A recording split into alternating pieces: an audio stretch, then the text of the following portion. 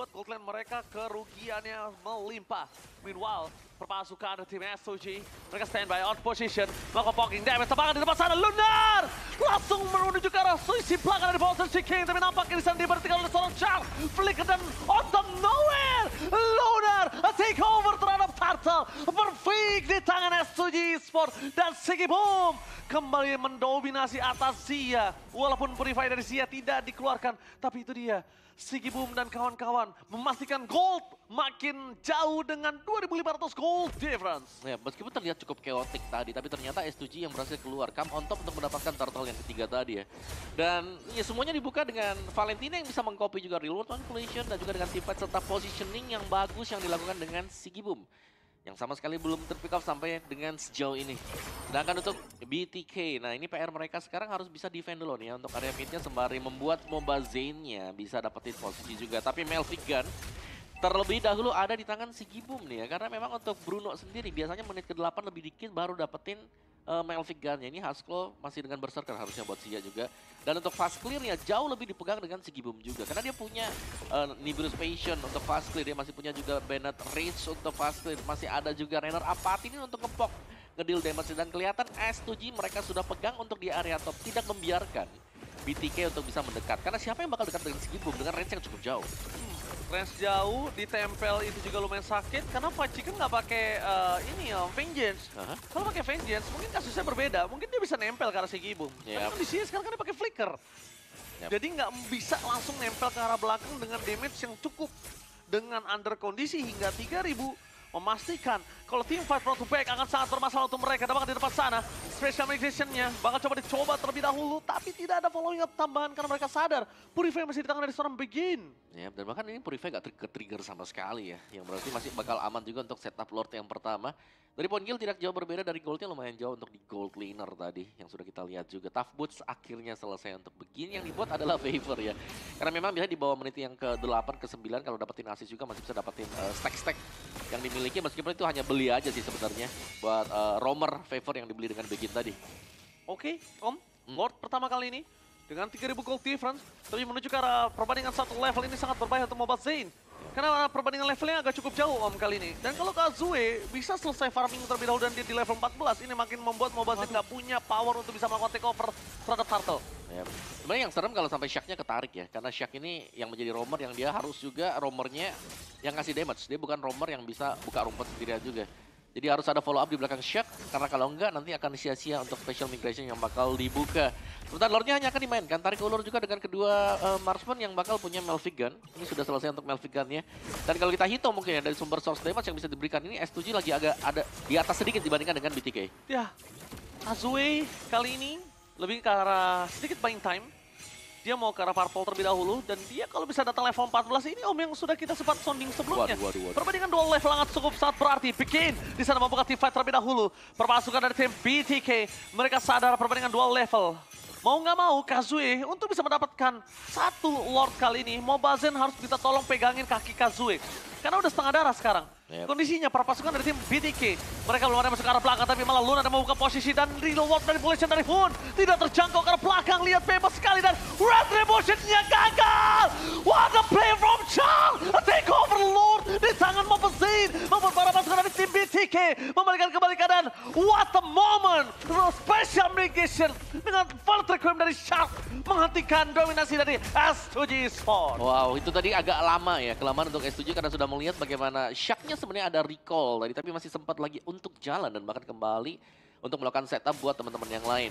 Cara golnya nggak terlalu jauh, tapi dari Lord yang berhasil dapatkan dengan BTK, berarti mereka akan bisa kembali menstabilkan situasi di mana mereka yang tadinya tertinggal. Di sini sudah mulai mendapatkan pundi-pundi gol juga. Dan Zia ini dengan Bruno sudah mulai terlihat nyaman dan aman yang berada di bagian belakang. Dan bahkan ini third item dia baru ke Berserker Fury, bukan second item. Karena second item dia tadi langsung ke Melvic Gun juga. Dan kita bisa melihat bagaimana jauhnya range yang dimiliki oleh Bruno itu sendiri.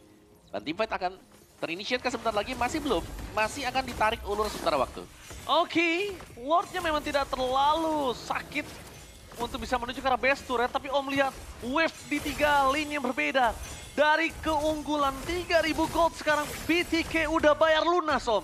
3000 gold dibayar lunas, seluruh laning yang mereka menangkan. Walaupun tidak sampai ke base turret, tapi itu Still Lord yang sangat berarti untuk best of one ini. Yap, karena mereka berhasil untuk menstabilkan semuanya ya. Meskipun memang dari Lordnya sendiri cukup cepat untuk bisa tereliminate. Tapi mereka sudah dapetin inner outer turret di area top dan juga di area bottomnya. Dan bahkan mereka bisa dapetin untuk area mid juga. Oke, mid lane mereka sekarang udah menit ke-12. Udah mulai cukup berbahaya untuk para pasukan dari tim S2G. Mereka harus reset ulang. Cuma kondisinya saat ini mereka juga kesulitan ketika ruang si Gibum udah nggak seluas tadi. Yap, ini si Gibum yang memang sebenarnya dari tadi dia bisa dapat posisi bagus sih.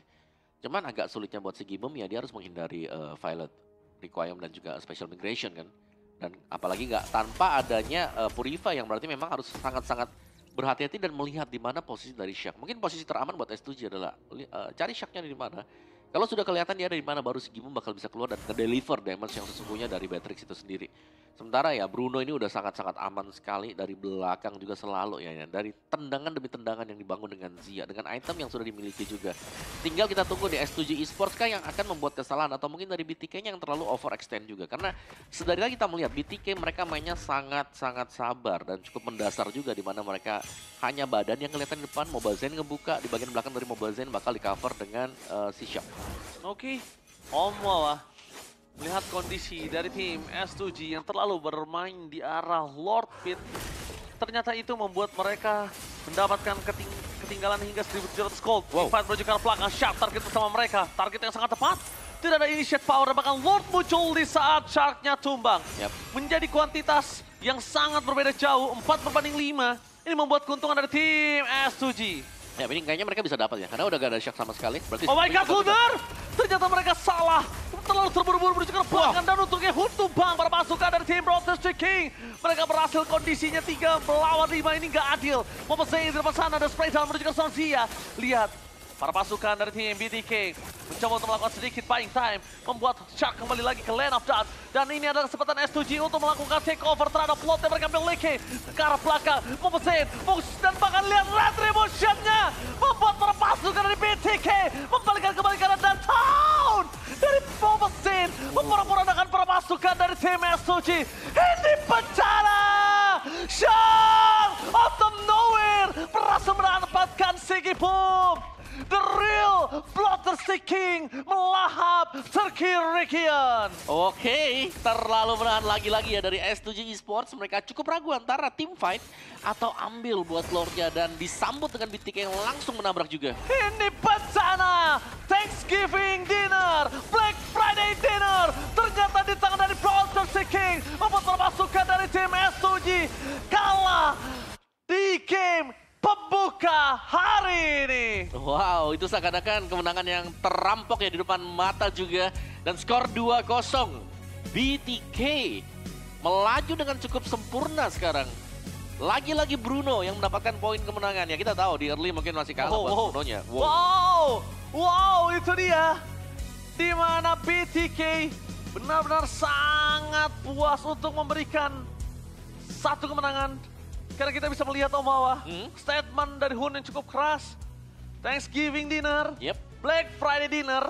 Mereka dapat. Mereka makan, mereka lahap, mereka telan semua Turkey Region. Dua perwakilan dari region Turki, benar semuanya kalah ya di tangan dari BTK juga. Jadi ini seakan-akan berarti mereka udah punya jawaban untuk region 1 ini nih. Jadi ya untuk nextnya lawan dari BTK pastinya udah bukan lagi dari region Turki. Mereka harus berjumpa dengan region yang lain, tapi itu nice